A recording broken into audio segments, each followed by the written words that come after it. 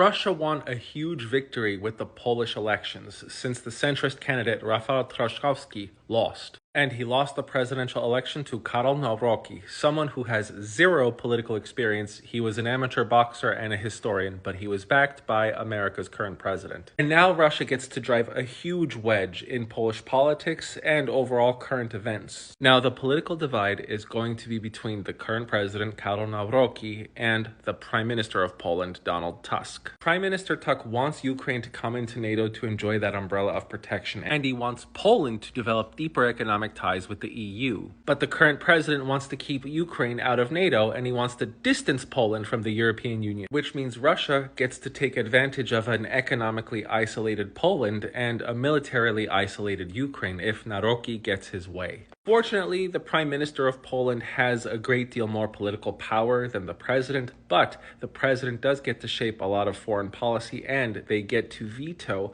any legislative action pushed by Polish parliament. Now, the president is not pro-Putin. He is not a Russian asset. In fact, since he is a history major, he well understands how terribly Poland was treated by Russia in its various manifestations of government under the Soviet Union and also the Russian Empire. But it doesn't matter if the current president hates Russia if he's incompetent or he has divisive policies. All Russia needed to do was sow a lot of distrust in the Polish system and sow a lot of distrust into globalization, and voila.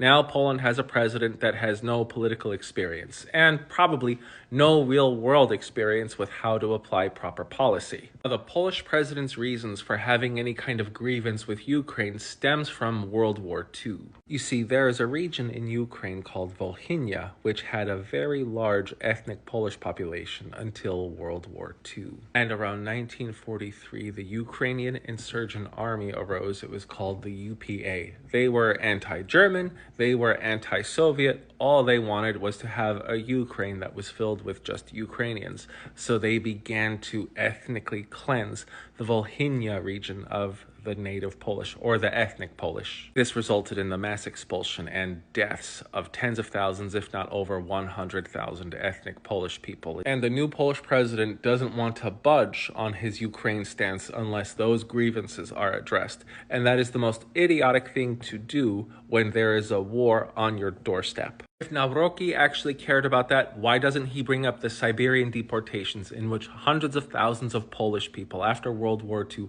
were expelled from their homes, brought into Siberia, where most of them died of starvation or the cold? Or what about what happened in Katyn, where the Soviet soldiers took the Polish intelligentsia and killed 20 to 40,000 of these writers, artists, scientists, activists? Russia has a much longer and darker history of cruelty against the Polish population, and they are showing with what's going on in Ukraine that they haven't really changed. But Poland does have one valid point of contention against Ukraine, and it's Ukraine's grain exports, which are much cheaper than Poland, and of course that is causing a drop in sales of Polish agricultural exports. One of the reasons why Polish grain prices are more expensive than Ukraine is because Poland is in the EU and they have to comply with expensive regulations in which Ukraine doesn't. There is one point of contention we should focus on, and it's the Polish resentment against Ukraine refugees, because Poland hosts over 1 million of them. No other country can boast of that. Now, taking in 1 million refugees very quickly, that can be economically destabilizing, and I'm sure it causes a lot of tension for the Ukrainians who are there and the Polish people around them. But there's a very obvious solution to this.